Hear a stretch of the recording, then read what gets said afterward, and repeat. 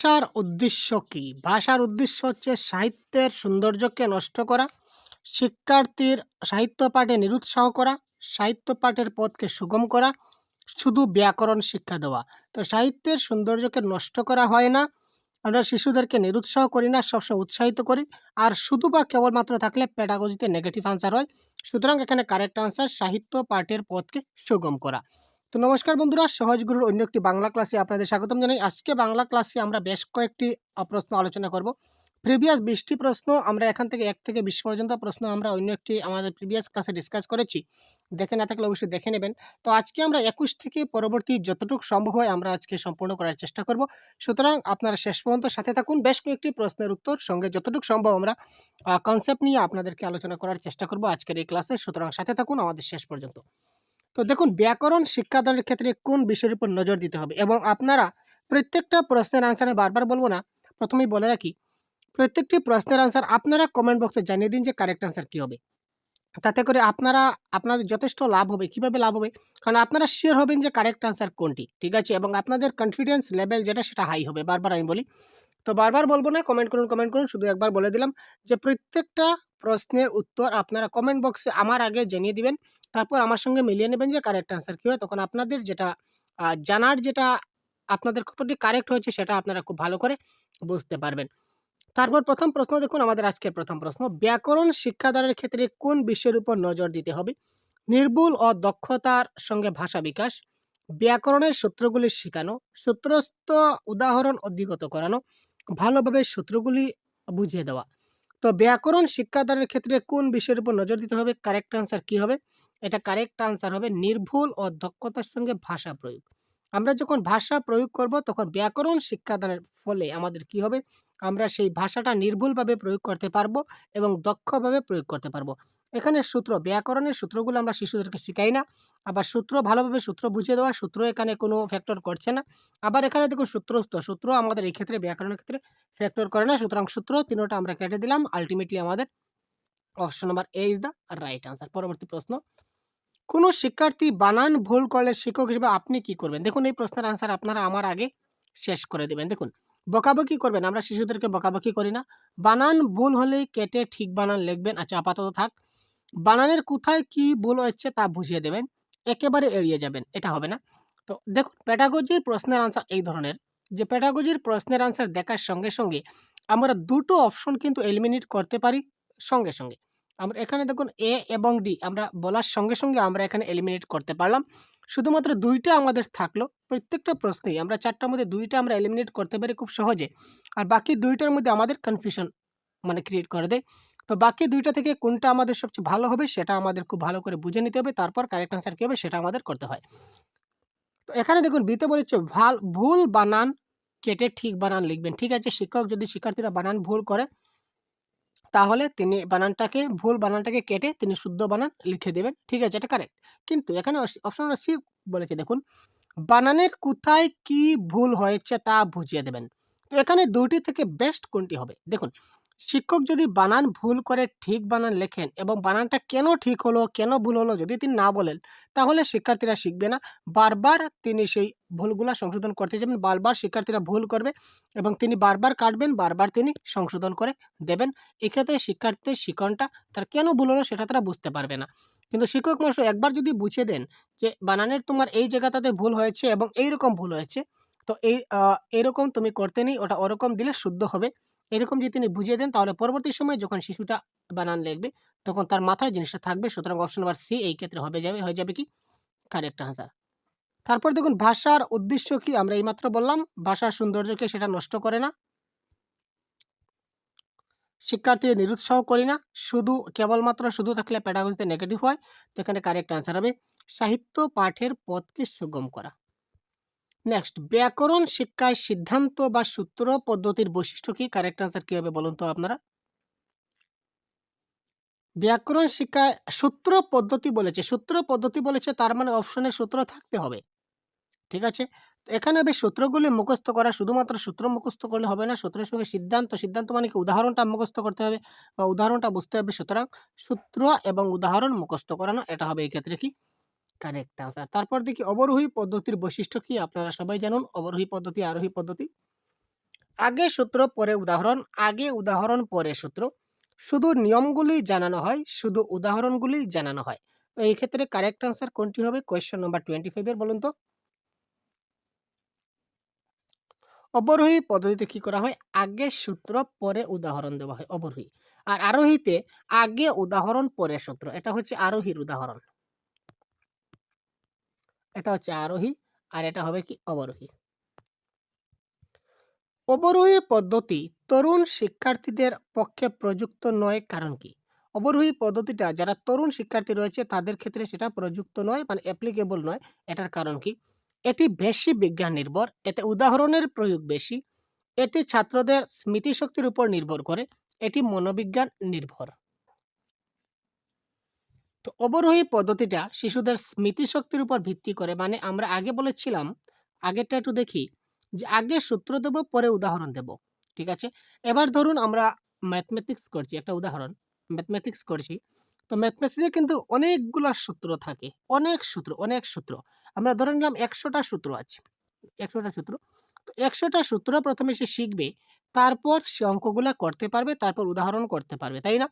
এবার ধরে নিন একটা শিক্ষার্থীর স্মৃতিশক্তি খুব দুর্বল, সে কি করতে পারলো না, সূত্রগুলা মুখস্থ রাখতে পারলো না, বা আজকে মুখস্থ করলো ৩ দিন পরে সেটা ভুলে গেল।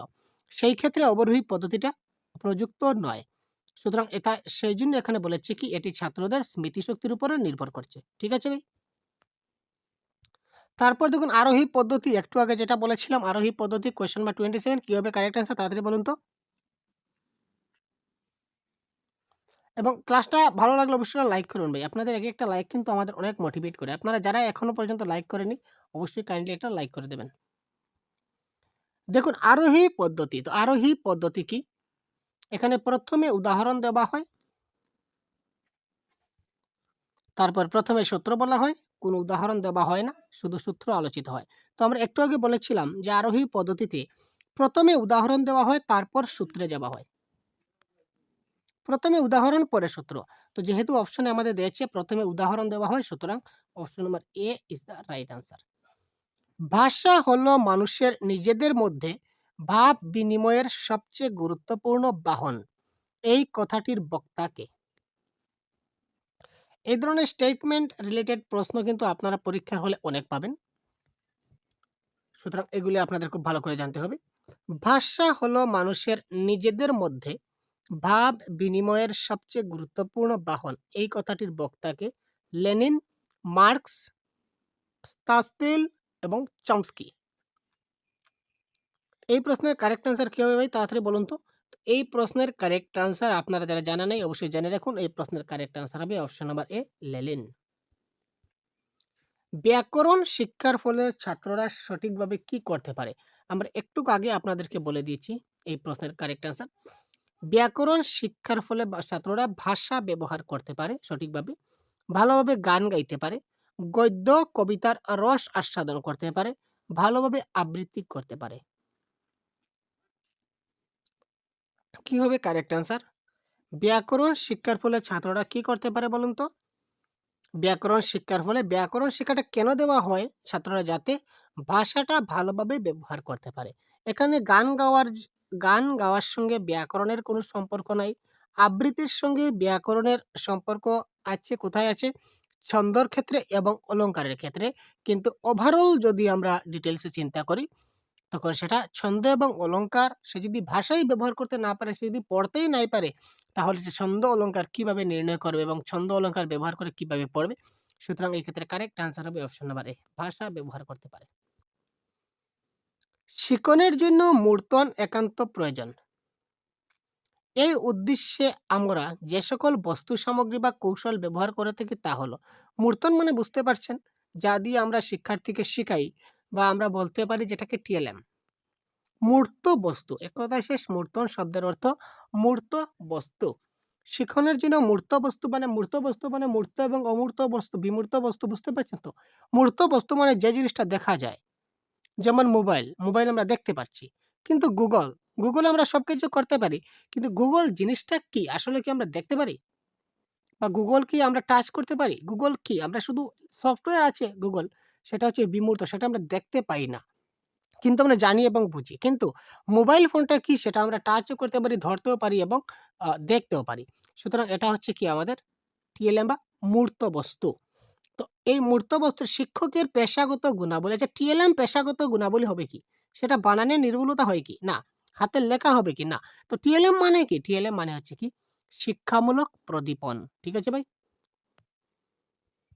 শ্রবণ ভিত্তিক উপকরণের উদাহরণ হলো শ্রবণ ভিত্তিক, অর্থাৎ কিসের মাধ্যমে শিক্ষার্থীরা শুনতে পাবে?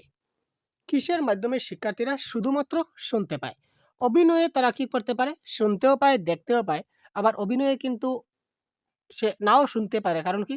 যদি অভিনয়টা বাকরুদ্ধ হয়। বাকরুদ্ধ মানে যদি সে শুধু অভিনয় করে যায় কিন্তু সে যদি কোনো কিছু বলে না, সেটাও কিন্তু এক ধরনের অভিনয়। সুতরাং সেখানে শুধু দেখতে পাচ্ছে, শুনতে পাচ্ছে না। টেলিভিশন, টেলিভিশন হচ্ছে কি? দৃশ্য শ্রাব্য। দৃশ্য শ্রাব্য মানে সে দেখতেও পাচ্ছে এবং শুনতেও পাচ্ছে। শিক্ষকের চার্টের বিবরণ দেওয়া। চার্ট দেখতে পাচ্ছে, ঠিক আছে? এখানে শোনার কোনো ভালাই নেই। শুধুমাত্র রেডিও। রেডিওর মাধ্যমে আমরা কি করতে পাই? রেডিওতে আমরা শুনতে পাই। সুতরাং শ্রবণভিত্তিক উপকরণের এই ক্ষেত্রে উদাহরণ আমাদের কি হয়ে গেল ভাই? রেডিও। এর পরবর্তী প্রশ্ন দেখুন তো কারেক্ট আনসার কি হয় বলুন তো আপনারা? সক্রিয়তা ভিত্তিক শিক্ষা উপকরণ হলো সক্রিয়তা ভিত্তিক মানে অ্যাক্টিভ। এখানে শিক্ষার্থীরা অ্যাক্টিভ থাকবে। শিক্ষার্থীরা কোথায় অ্যাক্টিভ থাকবে? অভিনয়ে থাকবে, নৃত্যতে থাকবে, রেডিওর সাহায্যে থাকবে, না ট্যাপ রেকর্ডারে থাকবে? দেখুন ট্যাপ রেকর্ডার এবং রেডিও এখানে কিন্তু শিক্ষার্থী অ্যাক্টিভ নয়। ট্যাপ রেকর্ডার ট্যাপ চালু করে দেবেন, ট্যাপে যা বলবে শিক্ষার্থী শুনবে। এখানে শিক্ষার্থীরা কিন্তু অ্যাক্টিভ নয়। রেডিও, রেডিও আপনি যা চাবি দিবেন, রেডিও চাবি দেওয়ার সঙ্গে সঙ্গে রেডিও স্টেশনে যা চলছে তা বাজবে। শিক্ষার্থীরা সেখানে সরাসরিভাবে অংশগ্রহণ করতে পারবে না। আগে বলেছিলাম যে ২ টা অপশন আমরা কেটে দেব, বাকি ২ টার মধ্যে কিন্তু সমস্যা থাকে। এবার অভিনয় হবে না নৃত্য হবে? তা নৃত্যও কিন্তু অভিনয়ের একটা অংশ। বুঝতে পারছেন কিনা না? নৃত্য হচ্ছে অভিনয়ের একটা অংশ। সুতরাং অভিনয় অভিনয় আমরা নৃত্য করি কিসের মাধ্যমে করি? অভিনয়ের মাধ্যমেই কিন্তু আমরা নৃত্য করি, তাই না? নৃত্য করতে কিন্তু একটা অভিনয়ের প্রয়োজন। আর অভিনয়ের দ্বারা আমরা অভিনয়ের মাধ্যমে আমরা নৃত্যটাও অভিনয় দিয়ে করতে পারি। আবার কোনো নাটকও অভিনয় দিয়ে করতে পারি। বা একটা কবিতা আবৃত্তি যখন পড়ব তখন হাত পা নাড়াচাড়া করে সেটাও অভিনয় করে আমরা একটা কবিতা আবৃত্তি করতে পারি। সুতরাং আল্টিমেটলি অভিনয় হচ্ছে এখানে দাদা। অভিনয় হচ্ছে সবচেয়ে বড়। সুতরাং অভিনয় ইজ দ্য রাইট আনসার। তথ্যভিত্তিক কোনো কিছু পড়াতে প্রয়োজন। তথ্যভিত্তিক ইনফরমেটিভ যদি আমরা কোনো কিছু পড়াতে চাই তাহলে আমাদের কিসের প্রয়োজন হবে? মডেলের প্রয়োজন, ব্ল্যাকবোর্ডের প্রয়োজন, একটা চার্টের প্রয়োজন, না মানচিত্রের প্রয়োজন? শিশুদেরকে আমরা ইনফরমেশন দেব।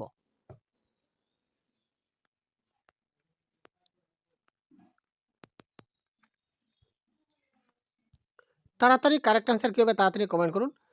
তথ্যভিত্তিক কোনো কিছু পড়াতে প্রয়োজন, ইনফরমেশন কোনো কিছু দিতে সময় আমাদের কি পড়াতে হবে? মানে কোন জিনিসটা এখানে প্রয়োজন হবে বলুন তো? ইনফরমেশন আমরা একটা চার্টে পাই।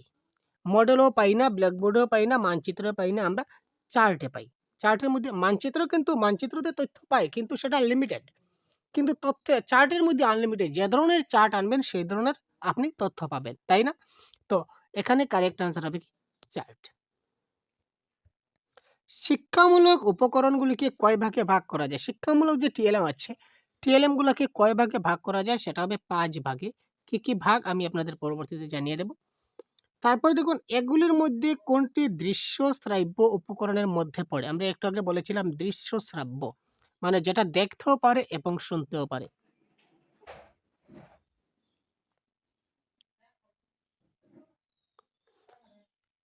এগুলির মধ্যে কোনটি দৃশ্য শ্রাব্য? দেখতেও পায়, শুনতেও পায়, সেটা কারেক্ট আনসার কি হবে? সেটা হবে কি? টেলিভিশন। তো তার পরবর্তী প্রশ্ন দেখুন, কোন উপকরণটি শিক্ষার্থীদের সহজে পাঠ্য বিষয় আয়ত্ত করতে সাহায্য করে? কোন উপকরণটি শিক্ষার্থীদের সহজে পাঠ্য বিষয় যেটা আয়ত্ত করে সেটাকে সাহায্য করে শিক্ষার্থীদের? এখানে বলেছে কোন উপকরণ। তো কারেক্ট আনসার এখানে কি হবে? শ্রাব্য, দৃশ্য শ্রাব্য, দৃশ্যযোগ্য, না পাঠযোগ্য? তো এখানে কারেক্ট আনসার হবে কি? পাঠযোগ্য উপকরণ। কারেক্ট আনসার কি? পাঠযোগ্য উপকরণ। শিক্ষণীয় বিষয়কে মুক্ত করার জন্য শিক্ষক ব্যবহার করেন শিক্ষণীয় বিষয়কে মুক্ত করার জন্য শিক্ষক কি ব্যবহার করেন? শিক্ষণীয় যেটা বিষয় রয়েছে সেটাকে মুক্ত বা খোলাভাবে ব্যবহার করার জন্য বা মুক্ত করার জন্য, একদম ইজি করার জন্য আমরা শিক্ষক কি ব্যবহার করতে পারেন? শিক্ষা উপকরণ ব্যবহার করতে পারেন, প্রশ্ন উত্তর ব্যবহার করতে পারেন, না ব্ল্যাকবোর্ড, না চক ডাস্টার। কারেক্ট অ্যান্সার কি হবে? Question number 38। আমরা শিক্ষণীয় বিষয় যেকোনো জিনিসকে শেখাতে গেলে খুব সহজভাবে যদি আমরা শেখাতে চাই শিশুদেরকে, তখন আমাদের টিএলএম ব্যবহার করতে হয়। আর টিএলএম মানে হচ্ছে শিক্ষা উপকরণ। ঠিক আছে? পাঠ্যপুস্তক কাদের কাজে লাগে? অতি গুরুত্বপূর্ণ প্রশ্ন। দেখুন, পাঠ্যপুস্তক কাদের কাজে লাগে? শিক্ষার্থীদের, শিক্ষকদের, না শিক্ষক শিক্ষার্থী উভয়ের, না সব মানুষের? এখানে কারেক্ট আনসার কি হবে? এটা কারেক্ট আনসার হবে শিক্ষার্থীদের এবং শিক্ষকদের উভয়ের কিন্তু এখানে পাঠ্যপুস্তক কাজে লাগে। তারপর দেখুন, ফেনেল বোর্ড ব্যবহারের পাঠদানের সময় ব্যবহার করার কারণ কি? আমরা পাঠদানের সময় অনেক সময় ফেনেল বোর্ড ব্যবহার করে থাকি। এটার কারণ কি? বিষয় সংশ্লিষ্ট ছবি বা চার্ট ফ্ল্যানেল বোর্ডে টাঙ্গালে সহজে শিক্ষার্থীদের তা দেখানো যায় এবং বোঝানো যায়। ব্ল্যাকবোর্ড না থাকায় এই বোর্ড ব্যবহার করা হয়। ফ্ল্যানেল বোর্ড অন্যতম শিক্ষা উপকরণ হিসাবে ব্যবহার করা যায়। তো এখানে সবচেয়ে দেখুন, ব্ল্যাকবোর্ড না থাকার জন্য এই বোর্ড ব্যবহার করা যায়, সেটা হচ্ছে না, কোনোটি নয়, এখানে হবে না। তো এখানে কারেক্ট আনসার হবে অপশন নম্বর এ, বিষয় সংশ্লিষ্ট ছবি বা চার্ট যদি ফ্ল্যানেল বোর্ডে আমরা টাঙ্গাই, তাহলে শিক্ষার্থীদের সহজে সেটা আমরা দেখাতে পারি এবং বোঝাতে পারি। ব্ল্যাকবোর্ড থাকলেও কিন্তু ফ্ল্যানেল বোর্ড টাঙ্গানো যায়। ঠিক আছে? শিক্ষণ উপকরণ হিসাবে মডেল ব্যবহার একান্ত প্রয়োজন। কাদের জন্য আমরা মডেল ব্যবহার করি? দৃষ্টিহীনদের জন্য, সকলের জন্য, দৃষ্টিযুক্ত শিশুদের জন্য, বিশেষ চাহিদাযুক্ত শিশুর জন্য। তো মডেলটা আসলে কি এবং মডেলটা কাদের জন্য ব্যবহার করা হয়? মডেল হচ্ছে এক ধরনের উপকরণ যেটা দৃষ্টিহীন, যারা চোখে দেখতে পায় না, তাদের জন্য আমরা এই উপকরণটা ব্যবহার করে থাকি। নেক্সট, শিক্ষা সহায়ক উপকরণ হিসাবে ব্ল্যাকবোর্ড শ্রেণীকক্ষের কেমন জায়গায় রাখতে হবে? সেটা তো আপনারা সবাই জানেন ভাই। সেটা কি বলার দরকার আছে নাকি? আমার তো মনে হয় সেটা বলার দরকার নেই। তো শিক্ষা সহায়ক উপকরণ হিসাবে ব্ল্যাকবোর্ড শ্রেণীকক্ষের দেওয়ালে টাঙ্গিয়ে রাখবেন, যাতে সকলে দেখতে পায় এমন জায়গায় রাখবেন। এক কোণে টাঙ্গিয়ে রাখবেন, কোনোটাই নয়। তো এখানে কারেক্ট আনসার হবে এমন জায়গায় আমরা রাখবো যেখানে সকলে সেটা দেখতে পায়। তারপর দেখো, দর্শন ভিত্তিক উপকরণ হলো ম্যাপ, টেলিভিশন, রেডিও, না সিনেমা? দর্শন ভিত্তিক আমরা দেখতে পাবো। এখানে দেখুন সমস্যা রয়েছে, কিন্তু একটা জিনিস খুব ভালো করে বুঝবেন। এটা আপনারা পট করে কিন্তু টেলিভিশন বা সিনেমা আনসার দেবেন না। এটা কারেক্ট আনসার হবে ম্যাপ। ম্যাপের মাধ্যমে কিন্তু আমরা দেখতে পাই। টেলিভিশন হচ্ছে কি দেখতেও পাই, শুনতেও পাই। সিনেমাও কি দেখতে পাই, শুনতে পাই। রেডিওতে শুধুমাত্র শুনতে পাই। কিন্তু ম্যাপের মাধ্যমে আমরা কিছু শুনতে পাই। ম্যাপ কি আমাদের কিছু বলে? না। ম্যাপ শুধুমাত্র ম্যাপ আমরা দেখি। সুতরাং দর্শন ভিত্তিক উপকরণ এখানে হবে কি? ম্যাপ। আচ্ছা, পুস্তক কি? পুস্তক কি? মানব জাতির চিন্তাধারার বিবরণ, বিশেষ মানুষের চিন্তাধারার বিবরণ, বিশেষ জাতির চিন্তাধারার বিবরণ, কোনো জাতির চিন্তাধারার বিবরণ। তো এই ক্ষেত্রে পুস্তক কি? পুস্তক হচ্ছে কি? মানব জাতির চিন্তাধারার বিবরণ। ঠিক আছে ভাই? তো আপকামিং সিটেট পরীক্ষায় যে ধরনের প্রশ্ন আপনাদের পরীক্ষায় আসতে চলেছে সেগুলি আমি ডিটেলস আলোচনা করছি, এবং এই সবগুলা ক্লাসের পিডিএফ আপনারা পেয়ে যাবেন। টেনশনের কোনো ব্যাপার নেই। এবং আমাদের সহজগুরু ইউটিউব চ্যানেলের পক্ষ থেকে প্যাডাগজির একটি গাইড বুক আপনার জন্য প্রোভাইড করা হয়েছে, এবং বেঙ্গলি গ্রামারের আরেকটি গাইড বুক, এবং প্রিভিয়াস ইয়ার সবগুলা কোয়েশ্চেন পেপারের একটা গাইড বুক আমরা আপনার জন্য প্রস্তুত করেছি। যদি প্রয়োজন হয় ভিডিও ডেসক্রিপশনে লিঙ্ক থাকবে, এখান থেকে আপনারা পারচেজ করে নিতে পারবেন খুব স্বল্প দামে। তো দেখুন, শিক্ষামূলক প্রদীপনের গুরুত্ব হলো বিমূর্ত শিক্ষামূলক প্রদীপন মানে টিএলএম। টিএলএম এর গুরুত্ব কি? এবার আমরা দেখব importance of TLM. Importance of TLM বিমূর্ত ধারণাকে মূর্তভাবে উপস্থাপিত করে, বিষয়বস্তু তুলে ধরে, বিভিন্ন জিনিস গড়ে তুলতে আগ্রহ করা, শিক্ষকদের দক্ষতা প্রকাশ পায়। তো টিএলএম এর মাধ্যমে এই যে আমি বললাম মোবাইল বা একটা হাতি কি? হাতি। তো যখন আমরা হাতি নিয়ে একটা ক্লাস করব, ধরে নিন আমরা হাতি নিয়ে একটা ক্লাস করলাম শিশুদের, হাতিটা তাকে বুঝাবো। ছোট শিশু, সে ধরে নিন ক্লাস 1 এ পড়ছে, সে কিন্তু হাতি সম্বন্ধে তো ধারণা নেই, হাতি কি সে সেটা বুঝতে পারছে না। তো আমরা আহ, যখন তাকে হাতিটা যদি তাকে বুঝাই তাহলে হাতি কি সে কি করে বুঝবে? হাতি সে বুঝবে না। তাহলে সেই আমরা কি হাতিকে একটা বড় হাতিকে কি ধরে আমরা ক্লাসরুমে আনতে পারবো যে এটা হচ্ছে একটা হাতি? বড় হাতিকে আমরা ধরে ক্লাসরুমে আনতে পারবো না। হাতির একটা চিত্র যদি আমরা অঙ্কন করে যদি তার সামনে যদি রেখে দিই কাগজে, বা ধরে নিন মাটি দিয়ে একটা হাতি বানালাম যে এটা হচ্ছে একটা হাতি, তখন সে হাতির সম্পর্কে বুঝতে পারবে। মানে সে বিমূর্ত ধারণা, হাতিটা তার কাছে বিমূর্ত ছিল, হাতিটাকে বুঝতে পারলো না। আমরা সেটাকে সেই টিএলএম এর মাধ্যমে, হাতির একটা ছবির মাধ্যমে বা একটা মাটির ছোট হাতির মাধ্যমে আমরা তাকে জিনিসটাকে হাতিটাকে বুঝালাম, মূর্তভাবে বুঝালাম। সুতরাং বিমূর্ত ধারণাকে মূর্তভাবে উপস্থাপিত করে এটা হচ্ছে কি ইম্পর্টেন্স অফ টিএলএম। কত প্রকারের বাক্যের ছাঁচ আয়ত্ত করতে হয়? বাক্যের যেটা প্যাটার্ন রয়েছে, প্যাটার্নটা কত প্রকার হয় এটা আপনারা জেনে রাখবেন, 250 থেকে 300। আচ্ছা, লিখন কি? দেখুন লিখন, কোয়েশ্চেন নম্বর 47 হচ্ছে লিখন কি? অচেতন চিন্তন প্রক্রিয়া, অর্ধ সচেতন চিন্তন প্রক্রিয়া, সচেতন চিন্তন প্রক্রিয়া, না কোনোটি নয়?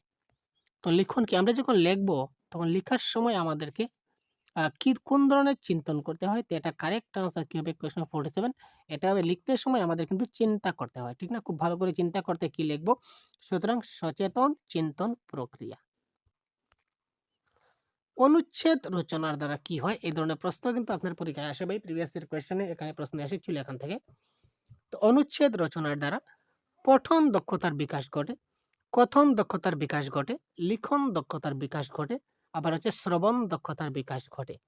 তো অনুচ্ছেদ রচনা যখন করবো, অনুচ্ছেদ রচনা মানে কি? অনুচ্ছেদ লিখা, তার মানে কি এখানে লিখন দক্ষতার বিকাশ ঘটছে। কি হলো ভাই, আপনারা কারেক্ট আনসার কমেন্ট করছেন না কি ব্যাপার? এবার কোশ্চেন 49 কমেন্ট করুন তো কারেক্ট আনসার কি হবে?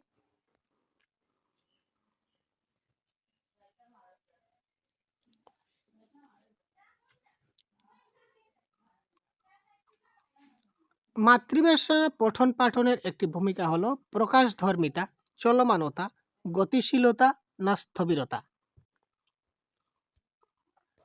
তো মাতৃভাষা পঠন পাঠনের কোথায় গেল ভাই? মাতৃভাষা পঠন পাঠনের ভূমিকাটা কি? এটা হচ্ছে কি একটা প্রকাশধর্মিতা।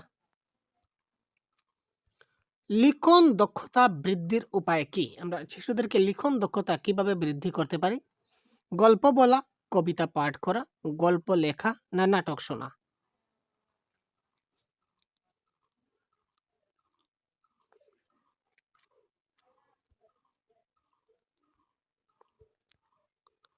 লিখন দক্ষতা বৃদ্ধির উপায় কি? এখানে কারেক্ট আনসার কি হবে? গল্প লেখা ইজ দ্য রাইট আনসার। গল্প লেখার মাধ্যমে আমরা কি করতে পারি? তাদের লিখন দক্ষতাকে বৃদ্ধি করতে পারি। কোন গুণের জন্য লিখন দক্ষতার প্রয়োজন? লিখন দক্ষতার জন্য কোন গুণের প্রয়োজন? গ্রহণধর্মিতা, প্রকাশধর্মিতা, গ্রহণ এবং প্রকাশধর্মিতা, না কোনোটি নয়? দেখুন, এই ক্ষেত্রে একটু কনসেপ্ট নিয়ে আলোচনা না করলে হবে না। LSRW, শ্রবণ, কথন, পঠন, লিখন। এর মধ্যে আমাদের শ্রবণ এবং অর্থাৎ লিসেনিং এবং রিডিং হচ্ছে কি আমাদের রিসিপটিভ স্কিল। রিসিপটিভ মানে কি? গ্রহণধর্মিতা, রিসিভ করা। আর S এবং W মানে স্পিকিং এবং রাইটিং হচ্ছে কি আমাদের প্রোডাক্টিভ। প্রোডাক্টিভ মানে কি? প্রকাশধর্মিতা। ঠিক আছে? এটা হচ্ছে কি রিসেপটিভ মানে গ্রহণ করা, আর প্রোডাক্টিভ মানে কি? প্রকাশ। এখানে লিখন বলেছে, তো লিখন হচ্ছে পি ফর প্রোডাক্টিভ, আবার প্রি ফর প্রকাশধর্মিতা। তো এখানে correct answer option number B হচ্ছে কি প্রকাশধর্মিতা। মাইকেল ওয়েস্টের মতে রিডিং কি? মাইকেল ওয়েস্ট একজন ব্যক্তি, ওনার মতে রিডিং কি? ইনি বলেছিলেন process of sight sound sense, এটাই হচ্ছে কি রিডিং। মাইকেল ওয়েস্ট পঠনের কয়টি ধাপের কথা বলেছিলেন? মাইকেল ওয়েস্ট পঠনের কয়টা ধাপের কথা বলেছিলেন? 3টা, 4টা, 5টা, 6টা? কারো জানা আছে নাকি? জানা থাকলে বলুন তো তাড়াতাড়ি। এটা 5টা, ঠিক আছে ভাই, 5টি ধাপের কথা বলেছিলেন। কোন পাঠে অতিরিক্ত শ্রম হয় এবং শরীরের অবসাদ ঘটে? আমরা কি ধরনের পাঠ করলে, পাঠ মানে এখানে রিডিং এর কথা বলা হয়েছে, রিডিং। তো কোন ধরনের রিডিং করলে আমাদের অনেক পরিশ্রম হবে এবং শরীরের ক্ষতি হয়? নীরব পাঠ, সরব পাঠ, চর্বণা পাঠ, না সমবেত পাঠ? আমরা সবাই জানি আমরা যদি জুড়ে জুড়ে পড়ি, চিৎকার করে পড়ি, তখন আমাদের অনেক পরিশ্রম হবে এবং শরীরের ক্ষতি হয়। সুতরাং এখানে সরব পাঠ ইজ দ্য রাইট আনসার, অর্থাৎ লাউড রিডিং। কোন পাঠে রস আস্বাদনই বড় কথা? কোন ধরনের পাঠে আমরা রস আস্বাদন করতে পারি? নীরব পাঠ, সরব পাঠ, সাধনা পাঠ এবং সমবেত পাঠ। তো কোয়েশ্চেন নাম্বার 55 কারেক্ট অ্যান্সার কি হবে? দেখুন একদম ক্লাসের শেষ পর্যায়ে চলে এসেছি, আর বেশি প্রশ্ন ডিসকাস করব না। আজকে টোটাল আমরা 40টি প্রশ্ন ডিসকাস করতে চলেছি। তো এখানে দেখুন রস আস্বাদন। তো রস আস্বাদন, এখানে রস আস্বাদন থেকেই আমরা বলতে পারি কি ধরনের পাঠ? সাধনা পাঠ। সাধারণ পাঠেই আমরা কি করতে পারি? রস আস্বাদন করতে পারি। কোন পাঠে শিশু কিশোর শিক্ষার্থীরা নামতা মুখস্থ করে? নামতা যে শিশুদের মুখস্থ করে, নামতা মানে বুঝতে পারছেন তো? টেবল। যেমন টেবল অফ 2, টেবল অফ 2 আমরা যখন শিখাই, তখন 2 1 যা 2, 2 2 যা 4, 2 3 যা 6, 2 4 যা 8 এইভাবে যে শিখাই, এটা হচ্ছে নামতা। তো এটা আমরা কোন পাঠে শিশুদেরকে আমরা মুখস্থ করাই? সাধনা পাঠ, ধারণা পাঠ, চর্বণা পাঠ না সমবেত পাঠ? এটা হবে সমবেত পাঠ। সবাই মিলে আমরা, যেমন শিক্ষক মশাই একবার বললেন, তারপর সব ছাত্ররা একবার বলব, বা ছাত্ররা, একটা ছাত্র একবার বলবে, তারপর বাকি সব ছাত্ররা আরেকবার বলবে। তো সুতরাং সেটা হচ্ছে কি? সমবেত পাঠ। সবাই মিলে একসঙ্গে সেটা নামতাটা মুখস্থ করানো হয়। মুখের কথার দ্বারা ব্যবহারিক প্রয়োজন মেটানোর জন্য মানুষকে কত পরিমাণ শব্দ শিখতে হবে? ওয়াও! আমরা যে মুখের কথার দ্বারা ব্যবহারিক যেটা আমাদের প্রয়োজন, প্রয়োজনটা মেটানোর জন্য আমাদেরকে কত পরিমাণ শব্দ আমাদের শিখতে হয়? ২,৫০০ থেকে ৩,০০০। দেখুন অপশন নাম্বার ডি, ২,৫০০ থেকে ৩,০০০ শব্দ আমাদেরকে শিখতে হবে যদি আমাদের ব্যবহারিক প্রয়োজন মেটাতে চাই। সুন্দর হাতের লেখার বৈশিষ্ট্য কয়টি? সুন্দর হাতের লেখার বৈশিষ্ট্য হচ্ছে ৩টি। ৩টি কি, কি? আমরা ডিসকাস করব। আমাদের ক্লাসে সবসময় পাবেন আপডেট। শিক্ষার্থীরা সঠিক উচ্চারণ করেছে কিনা না সেটা কোন পাঠের দ্বারা বোঝা যায়? শিক্ষার্থীরা সঠিক উচ্চারণ করছে কিনা না সেটা কোন পাঠের দ্বারা বুঝতে পারবো? নীরব পাঠ, সরব পাঠ, সমবেত পাঠ এবং ধারণা পাঠ। এটা কারেক্ট আনসার হবে। সঠিক উচ্চারণ, যখন প্রনাউন্সিয়েশন বুঝবো, যখন আস্তে একদম সাইলেন্টলি যখন মনে মনে পড়বে, তখন কি পড়ছে কি না আমরা কি বুঝতে পারবো? না। উচ্চারণ ঠিকঠাক করছে কিনা না আমরা বুঝতে পারবো না। সুতরাং সে যদি লাউডলি পড়ে, জুড়ে জুড়ে পড়ে, তখন সে কি পড়ছে, তার উচ্চারণ ঠিক হচ্ছে কিনা না সেটা আমরা খুব তাড়াতাড়ি বুঝতে পারি। তো আজকের ক্লাসের সর্বশেষ প্রশ্ন, সুন্দর হাতের লেখার বৈশিষ্ট্য কি? এখানে দেখুন আগে বলেছিলাম সুন্দর হাতের লেখার বৈশিষ্ট্য কয়টি? ৩টি। এবার দেখুন ৩টি কি, কি? সুন্দর হাতের লেখার বৈশিষ্ট্য স্পষ্টতা হতে হবে, দ্রুততা হতে হবে এবং সমরূপতা হতে হবে। লেখাটা স্পষ্ট হতে হবে। লেখার মধ্যে একটা স্পিডনেস থাকতে হবে। তারপর সমরূপতা, লেখার যে সাইজগুলা সবগুলা সমান হতে হবে। সুতরাং উপরের সবগুলি এই ক্ষেত্রে কি? Correct answer. ঠিক আছে ভাই? তো আজকে এই টোটাল প্রশ্নগুলি আমরা ডিসকাস করলাম। ঠিক আছে ভাই? তো এই ধরনের ক্লাস আপনারা আমাদের আপকামিং দিনেও আপনারা পেয়ে যাবেন। সুতরাং সাথে থাকুন, ভালো থাকুন। নতুন হলে চ্যানেলকে সাবস্ক্রাইব করে আমাদের সাথে থাকবেন। তো সবার জন্য শুভকামনা রইলো। পরবর্তী ক্লাসে আবার অন্য একটা টপিক নিয়ে ডিসকাস করব। জয় হিন্দ।